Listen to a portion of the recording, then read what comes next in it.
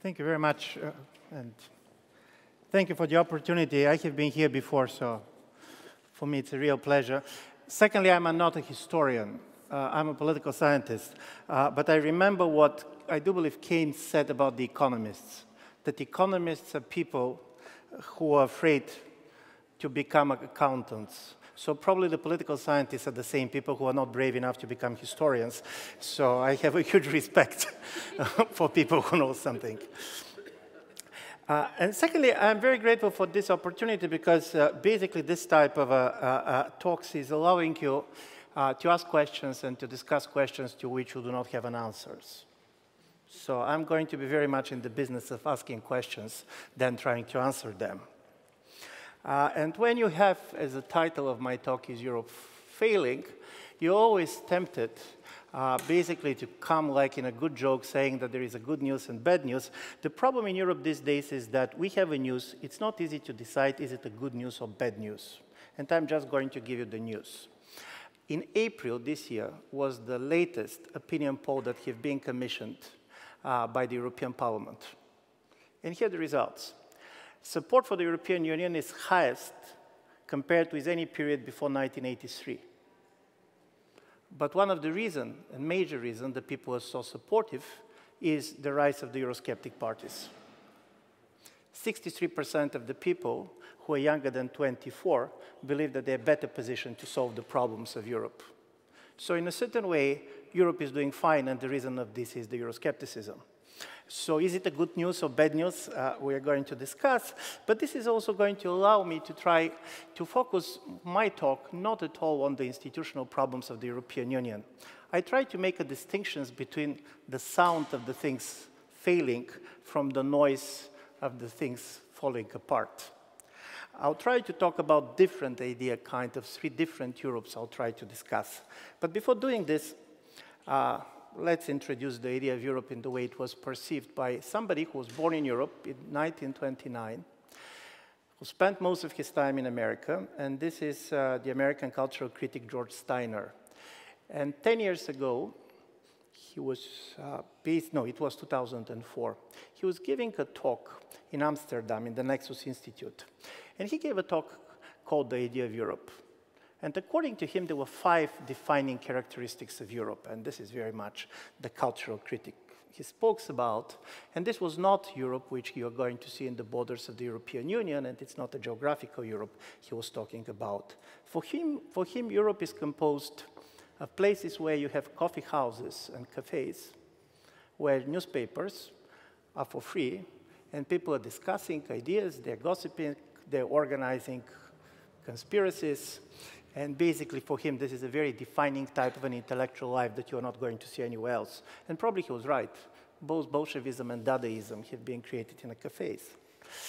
For him, also, Europe is a pedestrian space. This is a space that basically you walk through. The relations with space is much more intimate. It is the place of a small and medium-sized states. This is basically the place that you know. It's not just the space that is anonymous to you. Certainly, he believes that the European Union is a place where streets and squares have the names of statements, of poets, of scientists, so people normally are learning their history by reading the city maps. It is very different than places where basically the streets has numbers. Also, he believes that both Jerusalem and Athens, these 2 different traditions, are kind of part of this Europe. But also, and this is why I very much decided to start with his idea of Europe, he said also what is typical for Europe is the feeling that at some point this is not going to be here anymore. And I do believe this was very much the impact of World War I. And this is when Paul Valéry basically said, we discovered that civilization is mortal. So from this point of view, the feeling, even at your biggest glory, that everything has an end. I do believe it's very typical for Europe and very different than other parts of the world, for example, the United States. Why I'm saying this? Because this allows me to do 3 things that I want to do.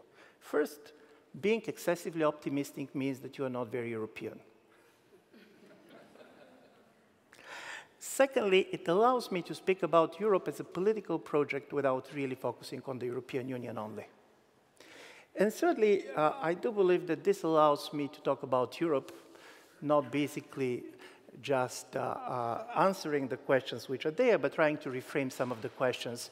The great Greek poet Konstantin Kavafis said that the best way to approach a problem is at the tangent. So what I'll do is the following. I'm going to discuss 3 different Europes that have been born in the last 70 years, and basically try to see, are they failing, separately each of them. The post-war Europe, that was born after 1945, the Europe of rights, which to a great extent is post-1968 Europe, and then the United Europe of 1989. So let's start with the post-war Europe, and as you know, this is the famous title of the famous book by Tony Judd, who basically defined Europe as post-war. I do believe that there were 2 different meanings of post-war when we're talking about this European project. One is that, to a certain extent, the idea of the European Union in the way we have it and the political idea of Europe that we have it is very much born out of the destruction and reflections of the destruction of the World War II. And everybody is going to point out that European Union as a project was the project of the defeated nations. The only European nation that basically didn't feel defeated in the World War II, United Kingdom, initially were not very eager to join. So from this point of view, it was a reflection of something that has changed dramatically and fundamentally. And this type of understanding of Europe not simply as a peace process, but a peace process that came as a result of a very particular war, was extremely important, in my view, for the legitimacy of the European project, particularly for the founding generations. And the biggest problem was to what extent this type of an idea of the peace project can be inherited by the generation comings. I'm saying this because it's not easy to inherit any type of a political memory in more than 2 generations, which is very well known to psychologists and historians. And from this point of view, of course, the biggest problem of the post-war Europe is that it is failing because it has succeeded. Peace is taken for granted. And because peace is taken for granted, the World War II, even when it is mentioned, even when it is referred to, is very much perceived as an ancient history.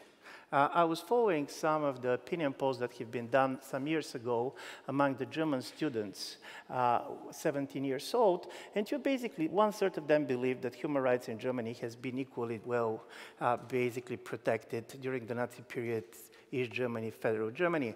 It's not that because they basically have any sympathy for this. For them, Nazi Germany is really far back.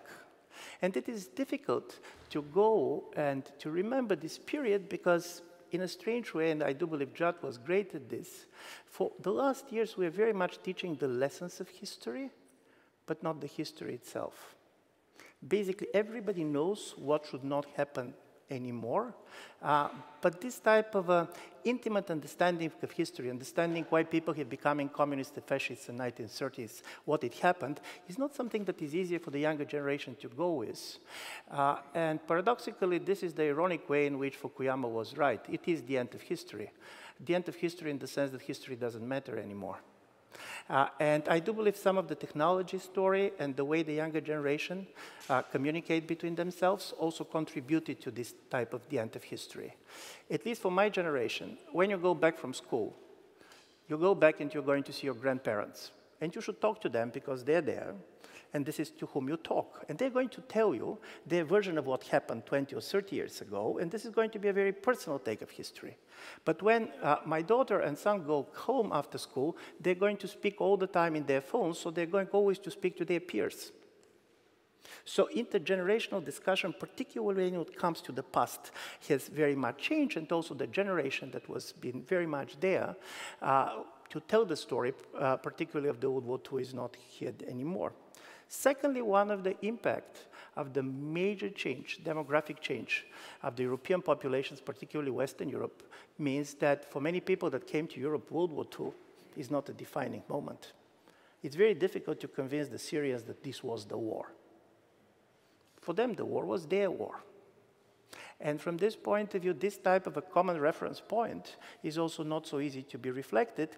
And this is becoming an issue, and it is going to be much more of an issue when our societies are becoming much more diverse. And I do believe that even on things like Holocaust and others, this is going to be a major challenge, because when it comes, some of the new migrants to Europe has totally different views, basically, on Holocaust, on the Jewish questions, and so on. So this is also something that has changed, and it has changed dramatically in the last 10 years when you talk about this Europe. And thirdly, I do believe one of the important moments to understand basically the crisis and the success of the idea of the post-war Europe is the legacy of the Yugoslav wars. Because the Yugoslav wars was also not simply a radical political crisis and the war that it was solved, but for many Europeans, this was a kind of also pedagogical exercise, because European leaders tried to show that they're going to do everything that they believe was not done in the 1930s. They're going to stand against the dictator. They're not going to allow, basically, ethnic cleansing. They'll try to return the people. But first, you have a fading away of the memories even of the Yugoslav wars. And secondly, if you look at the Balkans, you're not going to call this the biggest success 20 years after, basically, the crisis is over. Why I'm saying this? Because I do believe from this point of view, the post-war Europe in this respect is something that is going to be much more debated, and here the problem of the historians and history is going to come back.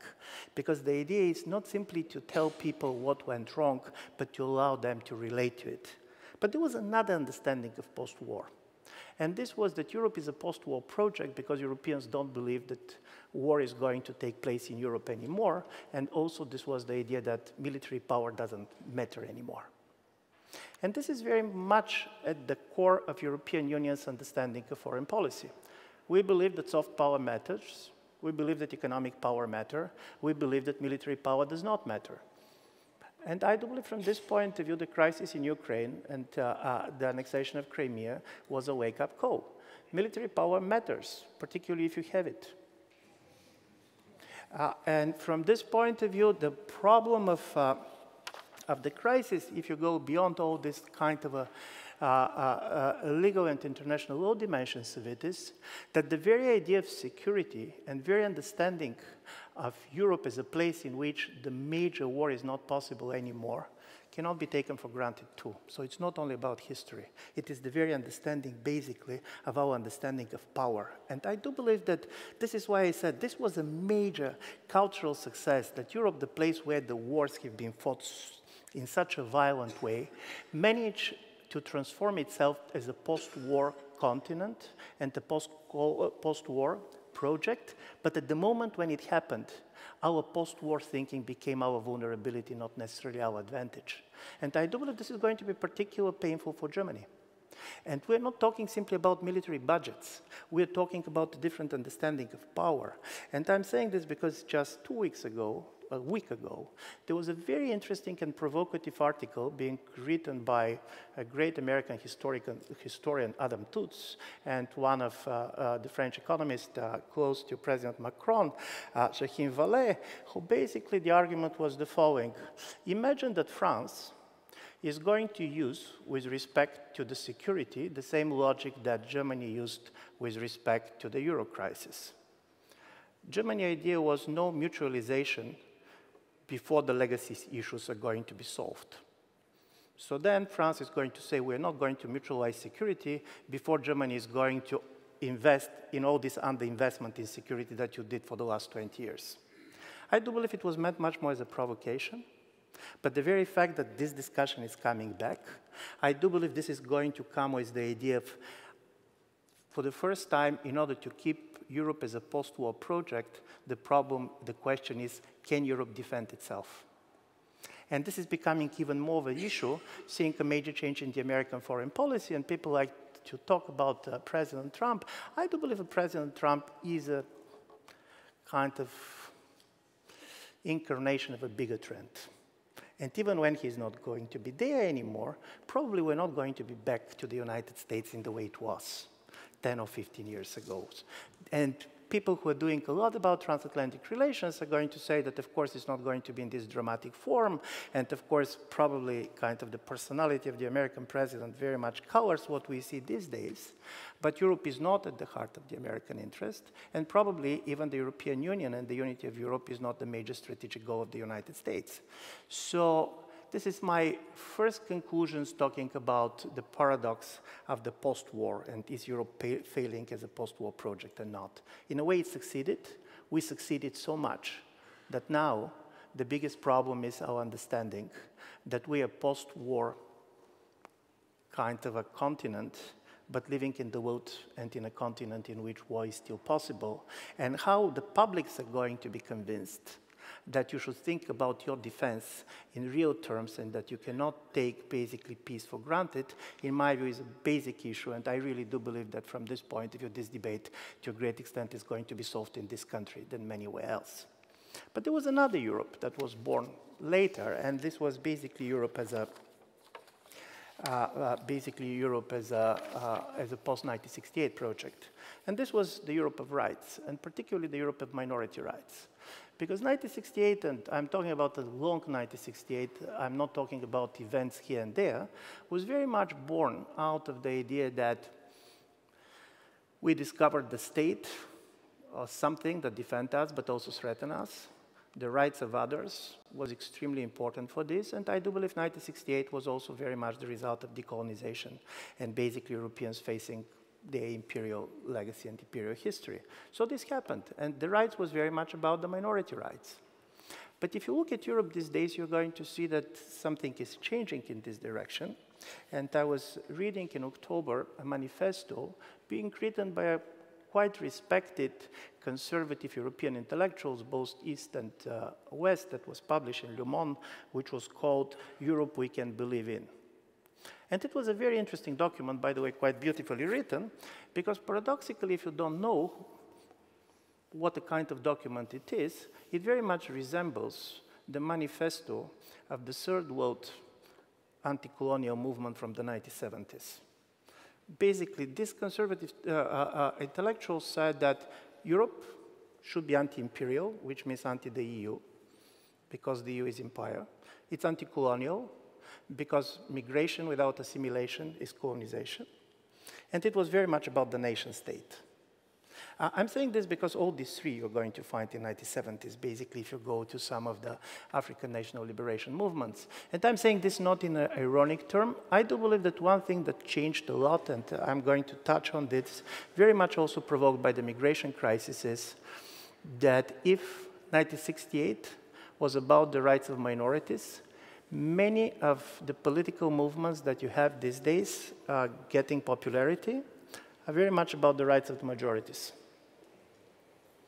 And particularly the cultural rights of the majorities. The rights of the majorities to decide who belongs to the political community, to decide basically to have their own majoritarian culture. And even before, the idea was that the rights of the majorities are taken for granted because the democratic system and the political representation make it obvious. I don't believe that this is the case anymore. And from this point of view, I do believe really that the migration crisis was a very important moment for the European Union as a whole. And this is not about the number of the people that came.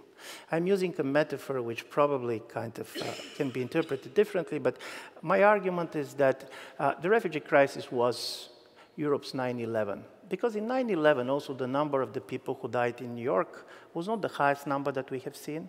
3,000 people is a lot, it's a tragedy, but we know much more people dying in other parts of the world. But it was 9/11 that pushed Americans to see globalization in the world with different eyes.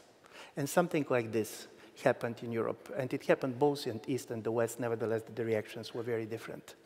And what happened with basically the migration, and I do believe that from this point of view, this is critically important to understand that migration is not simply the number of the people that came as a physical number. We're not talking about the great numbers. The people who ended up in Turkey looking at SWAT was much higher number than in Europe. We're talking about something different. Europeans certainly understand that we're living in the world which is very much interconnected and hugely unequal. And if you want to change your life, It makes much more sense to change your country than to change your government. And this is an important story. It didn't start there. By the way, the number of East Europeans who moved to Western Europe as a result of the financial crisis is higher than the numbers of people coming from outside of Europe who came to Europe as a result of the refugee crisis. But in general, I do believe that in this new environment, migration started to force Europeans basically to re-perceive the world, and this is why the rights of the majorities became so important. Because there are 9 important things that really change in the migration. Nevertheless, migration has been always part of our life, and I don't believe that anything new happened. First is that we're talking about, on a global level, a much bigger number of people. And for very specific reason, I'm using refugees and migrants as a synonymous. Because it's easy to come with legal definitions. It's very easy to do it when we talk about Syrians and others. But we're going to live in a world in which it's going to be almost impossible to distinguish these two, because of civil wars that can take place in many parts of the world, because of climate change, because of many things.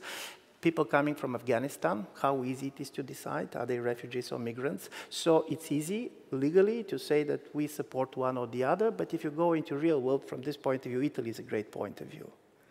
The people who are coming to Italy, who are they? And I'm saying this because we're talking about much bigger number of people. And we don't know how many of them are going to come to Europe, but because of this, you have opening of something which I'm going to call the demographic imagination. People started thinking about numbers. And when people start thinking about numbers, this also affects the way they behave, the way they vote. And when people are saying, oh, but as a percent, this is not more than in other periods of history. Really, percentages are important, but an absolute numbers matters too. 1% is 1%. 100,000 person can be 1% too. The second is basically we have a migration, which because of a much easier communication is allowing people from a much more different cultures and parts of the world to move to each other. And this is also reality. This reality cannot be liked or disliked, but I do believe this is important in order to understand the sensitivity that we're talking about. Plus you have the intensity of the process. Listen, there was this public opinion poll in Hungary, and from this point of view, Hungary is not different than any of the East European countries. But according to this poll, there are more Hungarians who claim that they have seen in their life non-identifiable flying object than they have encountered a refugee. This is basically what. Does it mean that for them, migration should not be a problem? No, because they're seeing all the time on television, and from this point of view, this global media space made everybody to behave as if basically he's at the center of this. Plus, you have the problem of the population decline in the West. I'm going to touch on this. For Central and Eastern Europe, this is a major issue. And how to talk about the connection between demography and democracy is going to be one of the major problems that we are going, in my view, to face in the next decade. Because one of the interesting effect of 1989, which was not basically the result of 1989. The decline of the population of East Europeans was much more there before. But basically, with the exception of 3 East European countries, compared to 30 years ago, we have a major loss of population, being totally dramatic in the Baltic republics, but let's be in Bulgaria and give you the Bulgarian data. Compared to 1989, Bulgaria has lost 21% of its population. And basically, the projections of the UN is that in the next 30 years, we're going to lose 27% more. So this is not to be taken lightly, because in a certain way, some of these small nations discovered their mortality. The fact that probably nobody is going to speak Bulgarian in 100 years does not look as a kind of impossible hypothesis. Also, migration is becoming much more problematic because we have a different way of life. The way of life is critically different in some of these places. So, for example, in Poland, according to some of the latest data, you have almost 1 million Ukrainians, and you don't see any much noise about it, because you basically don't see a cultural difference about this. At the same time, basically, almost any Muslim coming to Central and Eastern Europe is a major issue. I'm saying this because there was a study being done 4 years ago. This was before the crisis, which is not the result of the hysteria that started. And it was trying to see how people younger than 35 are basically relating to different type of rights. And there was a very, very interesting result. When it comes to the sexual minorities, there is a major difference in the responses of the publics. People who are younger than 35 are much more tolerant to gay marriages than the older generations. There was only one country in those 14 being studied, and it was Hungary, where basically the plurality of people who are under 35 have been against the gay marriages. But when it came to migration, there was no differences between generations. So from this point of view, basically, the problem of the rights culture is also very selective. You're never going to say that the younger generation is much more tolerant. They're much more tolerant to certain things, and probably less tolerant to others. And I find this quite important. And of course, you have the geopolitical problem of it, because most of the people who come to European countries have a totally different type of connections with the places they're coming from. And you can see political leaders giving advices for them, how to vote, not to vote. So from this point of view, you have a geopolitical dimension of this, which was less present there because the communication was different. Why I'm saying all this? Because, and this is the second kind of conclusions based on this second Europe.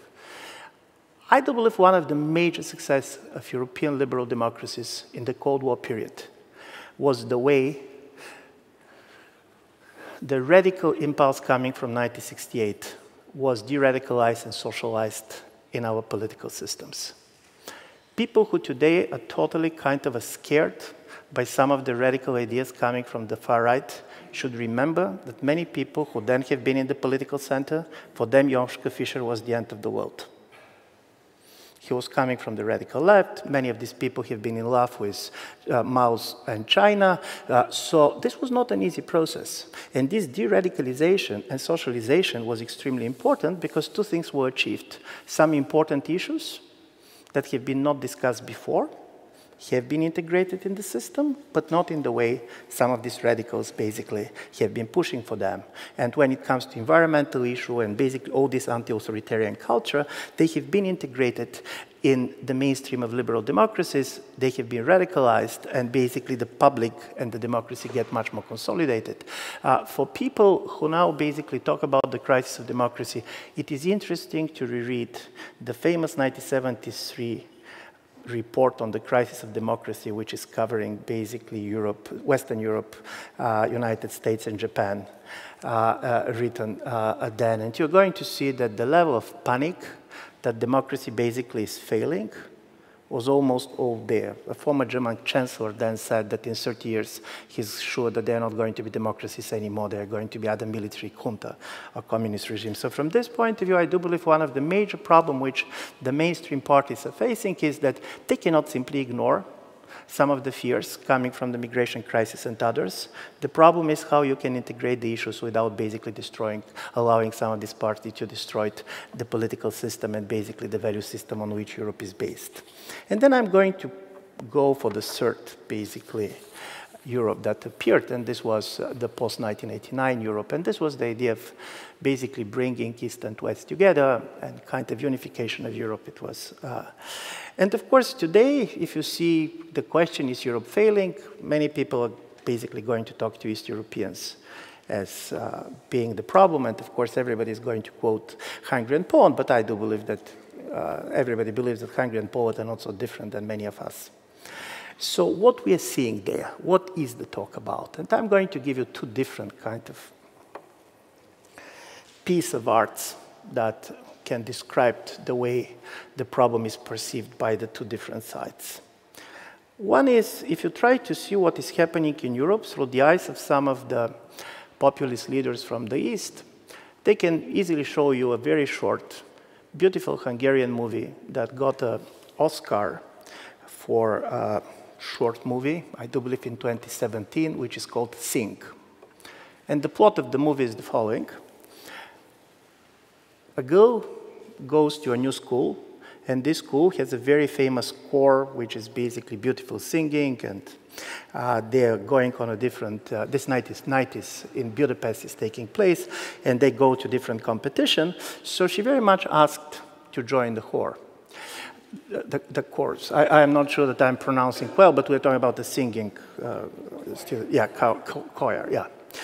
And then the musical teacher, Erica, said, okay, you can join, but because your voice is not good enough, you should only open your mouth. Because if you really start singing, you're basically going to destroy our chances to win the competition, and the competition was that they'll go to excursion to Sweden. So she started opening her mouth. But then her friend noticed this and became very much appalled by this. And she asked the teacher, and it appeared that it was not only this girl, Sophie, but several others that have been just opening their mouths. So when the day of the competition came, suddenly, in solidarity with this friends of theirs, all the students just opened their mouths, and they start singing at the moment when the teacher left. Basically, if you're going to talk to some of the illiberal political leaders and intellectuals from Central and Eastern Europe, they're going to say, we're in a position of Sophie. We were allowed to join, to open our mouths under the conditions that we should not sing, and we want to sing. So this is about voice. But then you're going to see to some of their critics, and they're going to tell you about another film and another book, and this is basically the famous Frankenstein story of Mary Shelley, where you're trying to create a replica of yourself, and this replica basically is coming and turning against you. One of the major, for example, achievements, and there is an American political scientist who was using the term Frankenstein, talking about Hungary today, because her major argument was that Hungarian system is the illiberalism, but all of pieces of it is made by the liberal pieces. For example, media legislation was a great example of this. There is not a single part of the media law of Hungary that does not have a precedent in another European Union member states. But you can combine certain type of liberal elements in the way that you're basically going to see from the point of view of their critics to the illiberal monster. So what to do? To watch Sing or to read Mary Shelley? What we're talking about. And I'm going to make one argument which basically is much more meant also to provoke some of the discussion here. And this is, as you know, the last part of my talk. I do believe it is very difficult to understand what is happening in Central and Eastern Europe now if we don't understand that after 1989, the world stopped to be divided between Democrats and communists, conservatives and liberals, but it was very much divided between the imitated and the imitators. Imitating the West, the imitation imperative, was something that East Europeans chose themselves. So from this point, we decided to be like the West. One of the paradoxes of 1989 was that this was a revolution that prided itself for having not a single new idea. We didn't want to reinvent the world. We want to be like the West. And by the way, this has also a very important consequence. The idea of normality and the idea of the imitation made 1989 very different of any previous revolution, because after every revolution, a lot of people were leaving the countries. But this is the defeated parties. It was the white French that left after 1789, and it was white Russians that left after the Bolshevik Revolution. After 1989, the first who left the countries was those who very much identified with the success of the revolution. The best educated, speaking foreign languages, quite liberal part of the population, because for them, every revolutionary wants to live in the future. But the future of Poland was Germany. Why to stay in Poland when you can go to Germany and live in the future?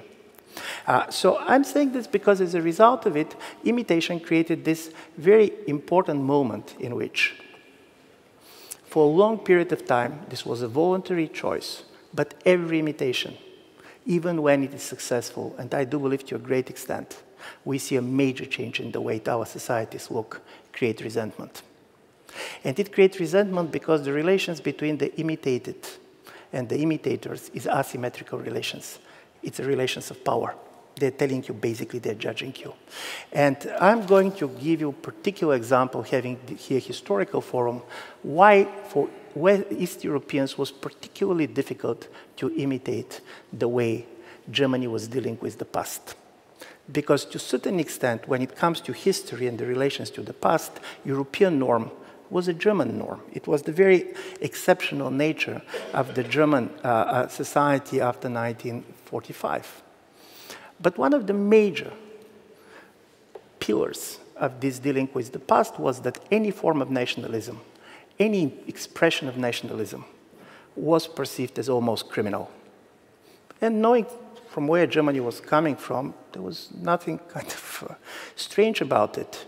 But how it is easy for the Poles, for example, to try to treat their own nationalisms in the way the Germans was doing this? Not very much, because all of our East European societies and nations, first, have been very much born out of the nationalistic revolutions of the 19th century and so on.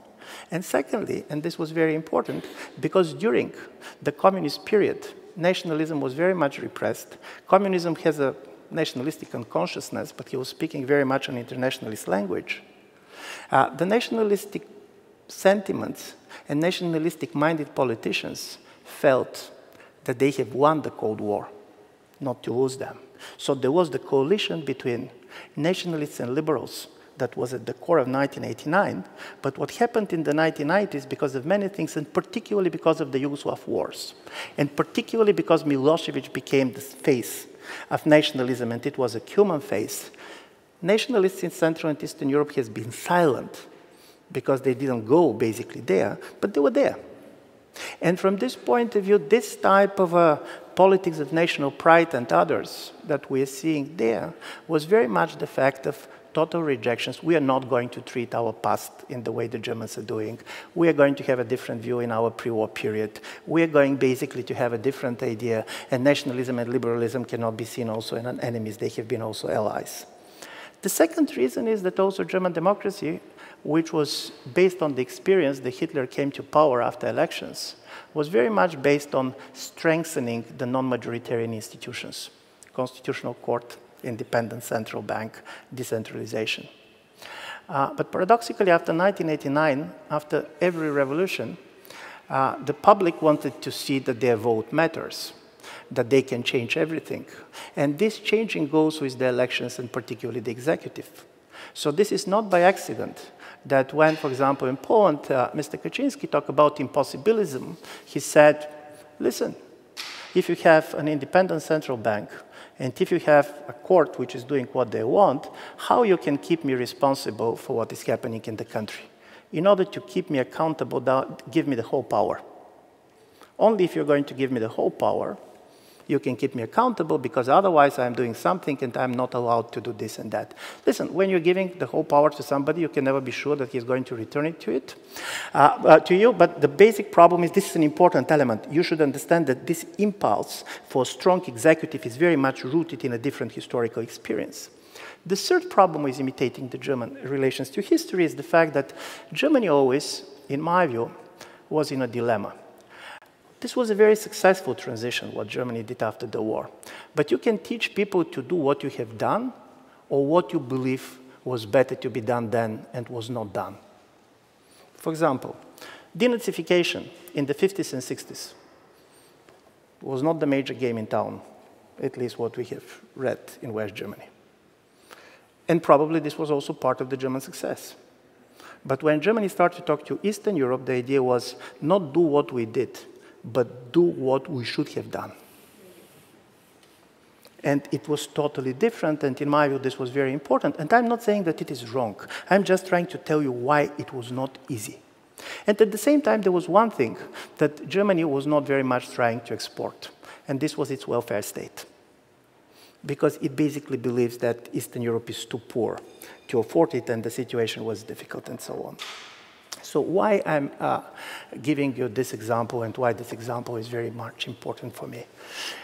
Because the relations between East and West are not going to be easy. I don't believe that they can be reduced simply to political influence or one or another personalities. Nevertheless, the personalities matter a lot. I also don't believe that it's a deal done, and Eastern Europe is very much divided, and there are also strong liberal impulses in Central and Eastern Europe. But one of the things is, first to try to see where the difference comes from. And here is the other story that, in my view, we are starting to discuss, but we have not discussing for a long period of time. In the beginning of the 20th century, Central Europe was, in ethnic terms, the most diversified, ethnically diversified part of Europe. The Habsburg Europe basically was painted by Kokushka. There was a lot of kind of different colors. And Western Europe was much more ethnically homogeneous. And in a certain way, for East Europeans, the idea of having their own state was very much related to the idea of ethnic homogeneity, to have not minorities in your countries and also not much minorities outside of your countries. As a result of the World War II, Eastern Europe at the moment is much more homogeneous than Western Europe, to the extent that I'm going to give you several figures people simply cannot imagine. I'm just going to use two countries, Austria and Hungary. I can also use Poland. At Austria at the moment, 16% of the Austrian citizens are not born in Austria. This is a percent much higher than in the United States. At the same time, around 4% of the Hungarian citizens are not born in Hungary, and most of them are ethnic Hungarians, either from Romania or Serbia. So from this point of view, Poland, which in 1930s, around 67% of the populations were Poles, and all of them have been, others have been Ukrainians, Germans, Jews. Now more than 97% are Poles. By the way, I'm not blaming, none of these countries should be blamed for this ethnic homogenization because it was not done by them. It was done on them. But this is the story. And what we are seeing is, and I do believe, and this is kind of the last point that I want to make, it is very difficult to understand the crisis that was provoked by the refugee crisis if you're not going to understand that what Central and Eastern Europe was reacting more was not so much the fear of those who are going to come, because if you look at the data, there were not many refugees being excited to come to Bulgaria or Romania. It was much more the fear of the people that have left. In the period between 2007 and 2017, 3.4 million Romanians have left Romania. 3/4 of them were under 35.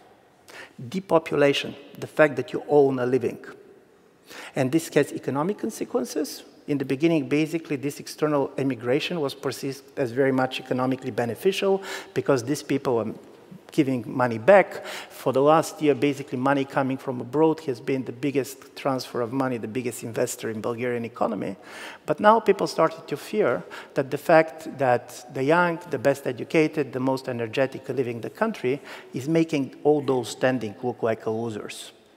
So when I'm, for example, listening to the excessive rhetoric of the Hungarian government when it comes to immigration, from time to time I had the feeling that they're facing the problem that GDR is facing in 1961. There are more people who left Hungary, not because of Orban, by the way, because of the financial crisis. I want to be fair on this. There are more people who left Hungary after 2008 than after 1956.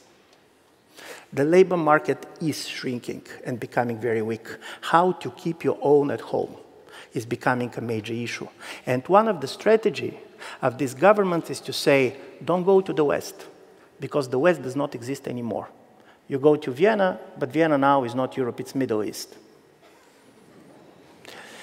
I'm saying this because this difference between Western Europe, which is becoming much more diverse, and Eastern Europe, which see ethnic homogeneity as its major political attraction, not basically the problem of simply is something that is going to be the major issue. And I'm going to end up on this. I do believe that in order, East and West, to try to continue and basically the post-1989 Europe does not looking as failure, we need two things at one and the same time. One is, I do believe we should get out of the paradigm of imitation. Imitators are never happy people.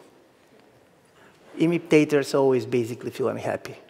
At the same time, I don't believe that basically allowing Europe to be totally ethnically homogeneous and thinking in terms of ethnic homogeneity as its identity on one side and totally diversified on the other is going to allow basically Europe to function as one and the same organism. So how to find a way to criticize some of the illiberal tendencies without lecturing and not trying basically not to reduce everything to the relations between the transfer of funds and others, I do believe is going to be the major issue. So this is the questions that I wanted to ask, and I hope that you're going to come with the answers. Thank you very much.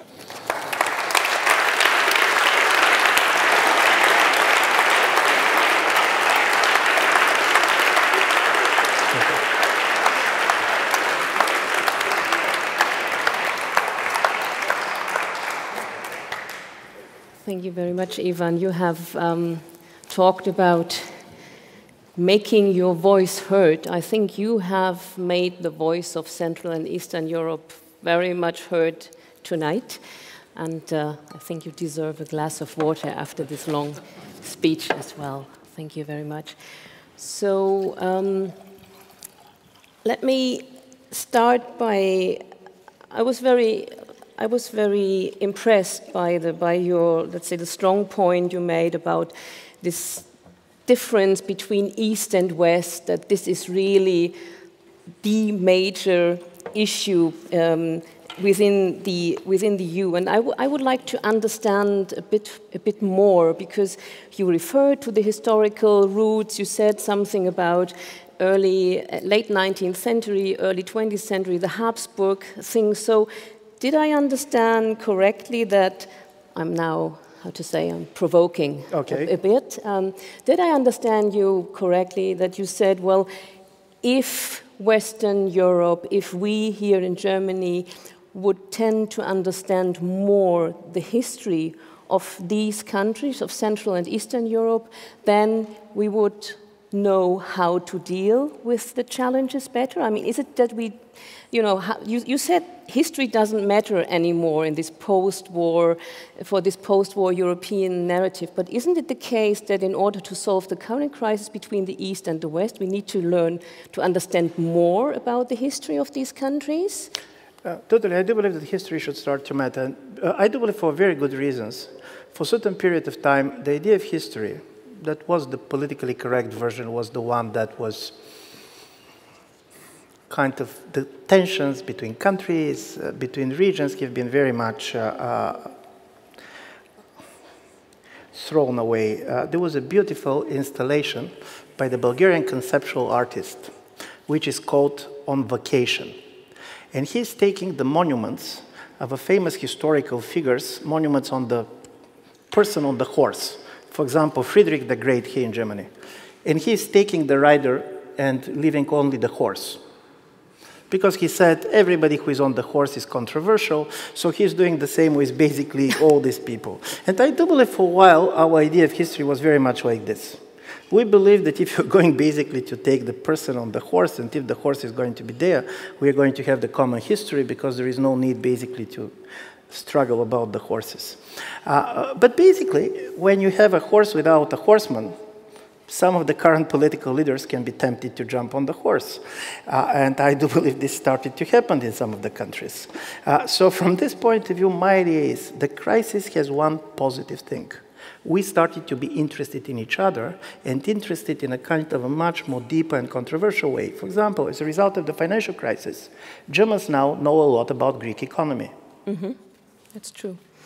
And as a result of the refugee crisis, Poles and Hungarians know quite a lot about the German asylum policies. This is a real knowledge. You start to understand the society to which basically you're talking to. And this is a different idea also of history, and this is also a different idea of how history is experienced. And this is much more controversial. This is not simply to say, for example, yes, you have the traditional anti-imperial nationalism coming from the small Central European and East European states and so on. Just to give you one example, which for me was extremely interesting. At some point, 4 or 5 years ago, Turkish soap operas became extremely popular in Bulgaria. But I mean extremely. Everybody was watching Turkish soap operas. If anybody knows how we have been educated before 1989, you should know that this is not the most natural thing that comes to us. Okay. I was trying to understand why. And Why Bulgarians, who are not famous for falling in love with the Turks. What was the answer? The answer was the following.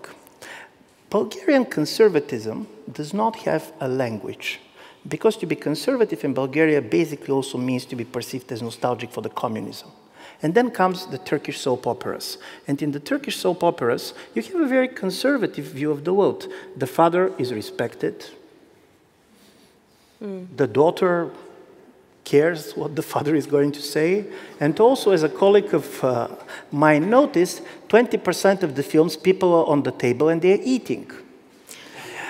So the family kind of values were very much this longing for kind of a family, and it was very secular films. This was a kind of a pre-Erdogan soap operas. So from this point of view, this is a language. You obviously see a society which was kind of a very disoriented, particularly the older generation, and they didn't have a language on which to express this. And then suddenly comes the Turkish soap operas as the voice of the Bulgarian conservatism. And that makes you forget all the disruptions you had in Bulgarian, Turkish history and all the different issues.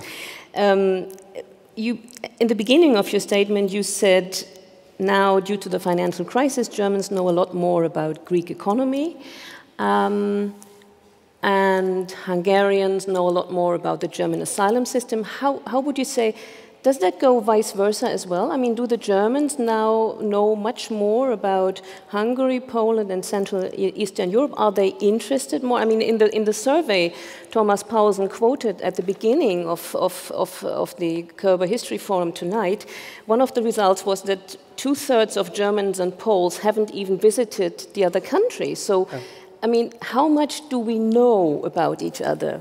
I mean, the West about the so-called East. This is interesting. To be honest, East knows more about the West because we wanted to live like you. And we have been interested in everything. How your houses look like, and basically how your supermarkets look like, and so on. What happened, and to be honest, I'm blaming also very much people like me also for Central and Eastern European perception is, if you talk about Central and Eastern Europe, particularly certain trends, what you read in the Western media is basically not about countries or societies, but about personalities. I do believe personalities matters. I do believe that Mr. Orban matters. I do believe Mr. Kaczynski matters. But at the same time, basically, we're not talking about people who just invented something that was not there. And from this point of view, if there is no much interest, this is the fact that basically we reduced first the very nature of the regimes. By the way, they're very different.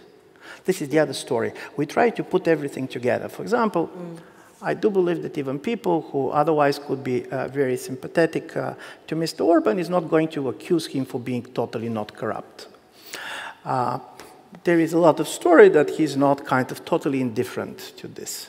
On the other side, if you look on the Polish case, I do believe even some of the major critics of Mr. Kaczynski, it's never going to come to their mind to accuse him of being corrupt. So you have two regimes which can sound very similar on many issues, that have differences. They basically touches on different parts of their societies, and how to push people to understand some of the liberal trends not simply as a communist legacies, they're communist legacies for sure. There are many things that come also from this period, but also of a longer historical perspective, and also based on experience. Because many things that you have as a problem with Central and Eastern Europe today, you're going to see with the second or third generation of migrants in the Western societies. The first generation, the Havel's generation, comes, and for them the integration is success. They try to be more European than Europeans. And then the second generation, which is much more Europeanized in many respects, go back to tradition, start to insist not to be treated as a second-class citizens, start to insist on voice, and so on and so on. So I do believe, and probably this is about history, this is also about the experience of different societies and social groups. Also Central and Eastern Europe, like everywhere, it's a very divided societies. I do believe that there is a need for a much more closer look, and this is why people should go there, should watch movies, should read fictions, should talk to people, and in my view should have the feeling that they don't understand. Because if you have the feeling that you do understand, you're losing curiosity. And at the moment when you're losing curiosity, I do believe we are done. Because at the same time, it's not the only divide in Europe. If you read the same public opinion polls that I quoted, and which is a very interesting one, the data on Italy are catastrophic. So from this point of view, it's not about simply East and West. What is happening, for example, in Italy? That's true. I mean, we have a lot of gaps and disruptions within the EU, and it's not only between East and West. I'm even not touching on Russia, on Turkey, on many other things. That's true, but as we have said at the beginning, I mean, we here at the Kerber History Forum and also at the Kerber Foundation, we're trying to understand how to bridge this gap, if there is one, between East and West, or between Central and Eastern Europe and Western Europe. We're trying to grasp what can we do really to overcome what is separating us. And for me, one point which is important, and Germany from this point of view is in a good position, because you have East-West divide within Germany. And from this point of view, I do believe that looking from this point of view in a much better position than the French or anybody else. To understand what is going on. I was seeing some of the political scientist colleagues who have been making some models on predicting who is going to vote for alternative for Germany. It appears that the number of the people that have left certain regions for the last 20 years is a higher predictor, stronger predicator for who is going to vote for alternative for Germany than the number of the refugees that have come to these regions. So from this point of view, you have Eastern Europe within Germany, and I do believe also many of the problems that we have now between East and West, you can see it between rural areas and urban areas also in 70s and 80s within the nation states. So we're not talking about something that was never being there. That's true, but for me the question always is, when we are now starting to talk about the advantages, so to say, Germany has because of its own historical experiences, I would say, what can Germany do? What is Germany's role and potential in order to bridge the gap? I mean, how should we talk to our neighbors in Central and Eastern Europe without making it worse? Or, you know, whom should we bring together? How can we bridge the gap? What would you recommend us? Well, listen, well, being advisor, you also need to give some answers. No, I'll try. But the story is the following, and this is okay. Let's give you my major methodological joke, which is going to explain the answer I'll give. And the joke is about a young 8-9-year-old German boy, French boy, and Swiss boy discussing where the babies come from. And the German boy said, they're coming from Skye, and parents find them in front of the door. And the French boy said, no, they're coming from the bedroom. And then the Swiss boy became very nervous. And he said, do not generalize. It's different from canton to canton. Okay. Okay, so what I'm going So let's tell you what I have in mind. First of all, when it comes to Germany, Germany positions in different Central and East European countries is very different. For example, Bulgarian foreign policy, for the last 100 years, the major principle was always with Germany, never against Russia. This was it. So from this point of view, of course, going and talking to Bulgarians is one thing. The discussion with Poles is a different story. So why I'm saying this? Because from this point of view, Europe, there is no Central and Eastern Europe. They're different societies, and first of all is to try to understand each of these society and their historical, economic, social uniqueness. So this is the first advice. Secondly, and this is the interesting story about Central and Eastern Europe, you're going to see a lot of kind of a noise critical to the European Union and so on. There is not a single country in the European Union, and I don't believe that there is not a single East European political leader who believes that his country is going to be better outside of the European Union. You need to have a huge imagination to tell me why Bulgaria is going to be better outside of the EU. So from this point of view, Europe is something that all of us value, but here is the problem that in a certain way Germany is facing. People want from Germany two things: to deliver and to feel guilty. And I do believe And this is a major issue. And in a certain way, I do believe Germany is discovering now something that Americans knew forever, that you're going to be blamed for what you're doing and for what you're not doing. But from this point of view, I do believe on a certain point of view, Germany should not basically feel guilty and trying to make points which are valid points concerning certain things that they don't like in their neighbors. On the other side, I don't believe that Germany should simply try to tell others how to do things and to imitate them and to believe that this is the only way business can be done. Because obviously, Europe as a whole is a much more diverse way, and there are countries which are doing it differently than Germany, and they're doing fine. So from this point of view, this relationship do not feel guilty, and at the same time, basically do not feel like an instructor of Central and Eastern Europe is important. And my last point is, on this, I'm not going to have many support in the room, but I do believe that even the fact that political developments in Germany after the last elections, in a certain way, a chance for Europe. Because before it, Germany was so abnormal in its normality, that Germany had a problem to understand others. Because you look around and said, why you have all these populist parties? Why nobody trusts the media? What you're doing wrong? And then you start to understand that it can happen even in good families. So from this point of view, this is important, because I do believe that Germany developed different sensitivity, and Germany now is better positioned to influence than it was 1 year or 2 years ago. And this is, in my view, this is important. So if you believe that this is an advice, I gave an advice. Okay, so not feel guilty and be modest towards others, but still somehow, based on the experience we have, we should be self-confident. Criticize others trying to get in their own shoes. Okay. And this could be done. Change of perspectives. There's one final question, Ivan, that really intrigues me before I open up to the audience, and I think you might also have questions. One thing I really would like you to explain me. The survey Thomas Paulsen has mentioned, the German-Polish barometer we did with our partners, one of the results was that 73% of the Poles identify a lot with Europe.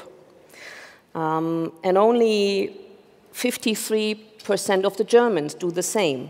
So one could say the Poles are the better Europeans than the Germans. Well, you know, I'm exaggerating, but can you explain me why, and there are similar results for other Central European countries. So there's a huge support for Europe, but still there are anti-European parties and illiberal parties elected there, so I don't get this together. Can you explain that to me? I'll try. There are people here who are going to explain it better. I see some Polish colleagues who know more than me. But I am going to give you Bulgarian perspective is very much like this. Listen, the difference between Poland and Germany is that Germans never can imagine that anybody is going to say that Germany is not Europe. Okay. Yeah. This is not true for most of East European countries.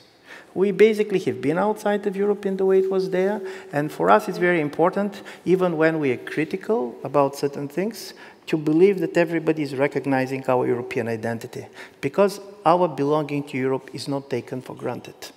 And this is why, basically, for people who otherwise could be very critical to the EU and so on, this is very important to say, but do you know what? We are Europeans. Because we do not have any other identity.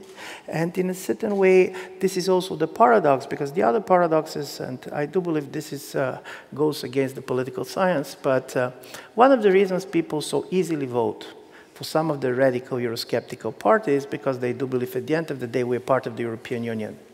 And nothing very wrong can happen, because if something goes really wrong, Europeans are going to act. To help. So you have the classical problem of somebody who feels so much insured that he basically feels free. He can take a risk. Exactly, to take risks and to experiment and to do things. But this is my explanation. For being part of the European Union and being European, for most of the European Union, small East European nations, is not taken for granted. We always fear that somebody is going to come and say, Europe at the end of the day is Western Europe. And you are buffer somewhere in between, you're closer to this or that, and so on. So for us, relations to the European Union is not simply an answer to the question what you feel about certain institutional design, it's about who you are. Okay, it's an issue of self-perception, and it's an issue of maybe at one day not being asked even to join the choir Absolutely, anymore. totally. Okay. You can agree to open your mouth without singing in a choir, but imagine that you are just opening your mouth and not singing on your own. Oh, well, yes. Ivan, may I ask you at the end to complete one sentence for me? And this sentence goes like this. For me, the value of Europe consists of ... What is the value of Europe for you? I'm not going to consist the sentence. I'm going to offer 3 more. Listen, listen, could you do me the favor just to... No, difficult. I told you. But listen, in a certain way, I'm the representative of the generation for which Europe was the biggest thing that happened in our life. That's why I'm what people cannot understand, who have not coming from where we're coming, it took me 2 or 3 years to stop feeling kind of emotional excitement anytime I was crossing the border, particularly by car. Listen, I have not been traveling to the West before 1989. This very simple story of crossing the border. So one of the things is, this is a place where you don't know where the borders are. Secondly, this is a place in which you can have a Bulgarian advising Germans what to do. Listen, for you, this is not a big issue, but try to see it from the position of basically somebody coming from where I'm coming. This is a major change. And thirdly, this was for us the way really to feel kind of part of this big European culture, political culture, social model, what we have been always trying to be. The difference is that you have a younger generation for which crossing the border is so much taken for granted that they cannot imagine that this can be lost. They never had a question with their Europeanness because this is how they have been brought. And my biggest question is, and this is where history is quite important, is how European Union can react not to its failures, because you can always try to correct the failures, but how you can overcome your successes, which are delegitimizing the process itself. Because this is exactly the fear that nothing wrong can go on. That at the end of the day, every crisis is going to have a happy end, because this was the experience of Europe in the last 70 years. This is probably one of the most dangerous things that can happen. So yeah, this is, for me, Europe is borders that you can cross. This is the conversations like this. And this is the fact that you really can come from a very small country and to believe that you can sing in the chord. Thank you very much, Ivan. That was your vision of Europe.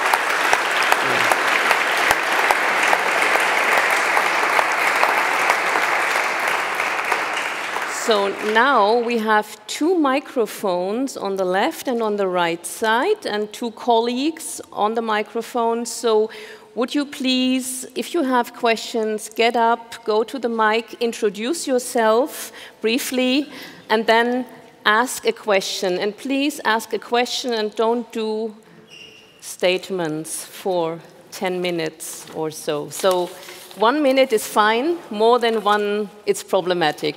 So I start on the right side, from my side, Markus Meckel.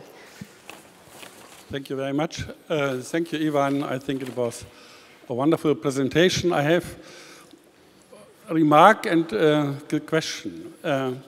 When I came to that united Germany, coming from the eastern part, there was a general approach in the West that the unification was made by the West. I doubt that it's right, but that was a general approach. That's the same with Europe. And that's why I was happy in '99 when in the then time Berlin Declaration, the 50th anniversary of the Rome Treaty, it was said that the reason of the European Union is not just the Rome Treaty, but also the peaceful revolutions in Central Europe of the new countries. Okay. And I think this goes in similar direction. But I would say Germany, you said it is a benefit that East and West is a Germany together. I doubt that's really the case until now. But that's my remark. My question is, if you came to Brussels in the beginning of the 90s, there were a deficit of 3 points which were not present. The one question was the question of security for Europe. You mentioned it, that it's our own responsibility to care for security. The second point was the question of history and culture. If you came to Brussels and Markus, could you just make your question? And you said what importance history has for Europe. It was told to you, never mind, never come with history, it will divide us. After the membership of the new members, it was immediately clear in the beginning of the last decade, with the anniversary of the Second World War, that the question of history was on the table, for instance, with the question of Hitler-Stalin Pact. Okay. And the third point is the question of religion and enlightenment. It was a pity that you never marked the question of right. The most important issue of the Enlightenment for Europe is the division of powers and the importance of right. And it seems to me that even the right-wing powers in Middle Central Europe until now don't understand the importance of right because they are following the old Marxistic ideology that right is an instrument of the governing power. I'm really sorry, I have... My question is, what is the question? Right? Because I really... Okay, so I would suggest that we take 2 more and then you try to... To do justice to the other side as well, mine will be a question. Okay. Thank you very much, Ivan. It was a pleasure to listen to you. May you introduce yourself briefly? I'm Suat Kılıçdaroğlu. I'm a former Turkish politician and the current think tanker based in Stockholm. I really want you to expand more on the imitated equation within the context of the rise of nativism, of authoritarianism. Where should we put according to your analogy of East Europe and West Europe, the rise of Orban, the Polish government, Erdogan in Turkey, Putin in Russia, Brexit and Putin. Where in your East-West analogy should we situate the rise of authoritarianism and the strength of nativism that we see in these countries? Thank you. Okay, thank you very much. And then we take a third one, and then we give you the chance to answer. Hello, my name is Sergei Spotapkins. I am a Munich Young Leaders alumni and Latvian politician. You already mentioned the Baltic states, and I like your allegory about imitators and those who are imitated. And I have a question. Don't you think that imitators are a little bit tired to imitate for these 20 years? And also the Eastern Europe is not homogenic in their current agenda and their problems. And we have last example from Latvia, where is the question of minorities, particularly Russian minorities, is much higher than in the old in other European countries. So this example is educational reform when the all minority school will be closed. So before, I think Latvian elite and politicians were thinking a lot about minorities, national minorities' rights, but in the current situation that they feel that Europe will not react. So what will happen when these imitators will stop imitation? What will happen with Eastern Europe? Okay, and then I think because we don't want to let you wait until Ivan answers all this, we take you and then we close the first round. My question goes a bit to the same direction as just been asked. I just wanted to challenge... May you just introduce yourself briefly? Mirko Krupa, European Union. That's a statement. I mean, that's a statement. Mirko Krupa, European Union. Okay. Actually, you've talked about the second Europe, and you talked about minority rights and majority rights. And for me, 68, the year when Beate Klaasfeld slapped the face of our German Chancellor Kiesinger, is a picture where we're actually talking about a bit more than just that, I think, and it comes to the question of authoritarianism. When you combine Orbán's, the Kaczynskis, and all the others that have been mentioned, they do work against democratic institutions and rights. And isn't the actual question how much have the imitators not imitated the singing, but actually the dress that they had to take on? Yeah? And now, after a few years, they're realizing, oh, actually, they don't like the dress for traditional values, for whatever, which is actually authoritarianism.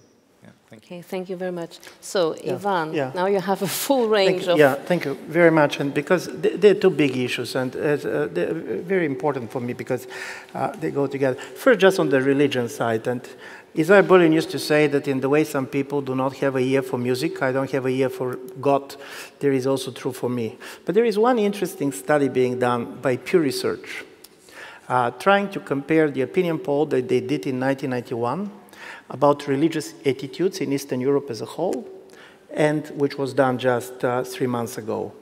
And there is something which is really interesting. I'm strongly advising everybody to look at this. Basically, there was a major difference between the Orthodox countries and the Catholic countries. The Orthodox countries, basically the identification with religion went up, but visiting churches did not change. So what they're calling in sociology is belonging without believing. Basically declaring your Orthodox Christianity in Bulgaria is much more way to declare your Bulgarian national identity than anything else. What happened in countries like Poland particularly is that the number of people who regularly attend church has slightly declined. But there was much more interesting development in the way people start to talk about church. In Poland was very much in this Orthodox tradition of being much more part of the national identity than something else. So this was not by accident that, for example, the position of the Vatican on migration and of the Pope did not touch the national bishops, I mean, in a profound way. And for me, this is interesting. One of the interesting paradoxes of globalization is that the more we know each other, the more we communicate, some of the universalist ideologies on which basically we have been believing have been weakened. And this is true on the conservative side, particularly with the Catholic Church, where you have many Catholics being less universalist than before, and I do believe this was important for the European project. This is also true on the left with the post-Marxist left, which does not believe very much in the unity of the proletarians all over the world. So I'm saying this because this decline of universalism at the same time with the rise of globalization is probably something that we should talk much more about. And then imitation. I'm very grateful for this question. I'm finishing a book on this, and I do believe probably this is why I go on this topic. But here's the interesting story. You start to imitate. In 1989, basically, the end of history was the age of imitation. Because what Fukuyama said, and Fukuyama's article is not as stupid as people believe. I'm talking about the article. He captured something that was very important. He basically said, listen, there is not a universal alternative to the democratic capitalism, so not that everybody is going to do the same, but people are trying to imitate and to speak the same language. And of course, many things about the article are going to look strange. For example, in his articles, everything moves. Ideas, goods, capital, only people don't move. The word migration is not mentioned in the article. People stay. Because the article was written in 1989, and the collapse of the Soviet Union was not in the cards. Why I'm saying all this? Because paradoxically, we ended a situation in which both the imitators and the imitated start to feel nervous. Look at the Americans. One of the major successes, basically, Donald Trump is the resentment of the imitated. He said the world was imitating us, and as a result of it, we ended up as a loser. the result of the Americanization and so on. We're losing on trade, we're losing this. Everybody knows what we think and we don't have a clue what the others think. With the imitation in the Eastern Europe, and I do believe it's slightly different than, for example, Turkey. I'm not going to comment because it's much more difficult for me, but let's give you Russia. If you try to, in my view, and this is particularly my interpretation, Russia was saying, you are trying to imitate us, but now we're going to imitate the real West. Not what you're telling us to do, but what you're doing. We're showing you what the West is So really I'm like. going to imitate you. Basically, how I'm going to imitate you, you want basically to interfere in my elections, I'll do the same. So this is a very important understanding of imitation and the way to subvert the original. And you can see it very strongly used, and this is very much, for example, if you remember, those who are following Russian politics, there is a lot of talk about the hybrid war and the concept of General Gerasimov. But if you read the article of General Gerasimov, he said, this is what the West is doing. We should do it because they do it. The problem with the Russians is that what they imitate is what is very much in their own imagination. So from this point of view, they can imitate something that does not exist. But in their own ideology and conceptualization of what is going on, they do believe that they imitate the West. Or basically, we're going to do to you what we're going to do to what you're doing to us. And I do believe this is very important, and this is why, for me, the relations between imitated and imitator is a classical in order to understand what is going on. And here comes also the problem of authoritarianism. Listen, it's a great question, and I do believe, I very much agree with 1968 was very much about anti-authoritarian culture.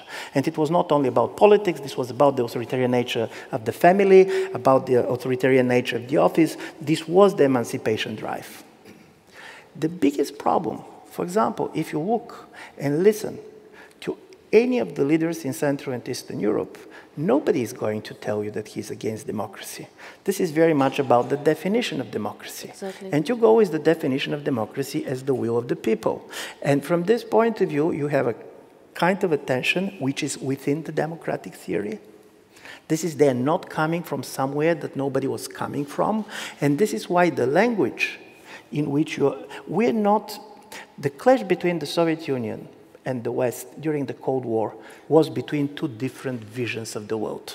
Ideological. Mm-hmm. Now the clash is different, and I do believe from this point of view, when Chancellor Merkel early in the Ukrainian crisis talked to President Putin, and she said that she has the feeling that they're living in a different world, President Putin is not saying that he's living in the better world.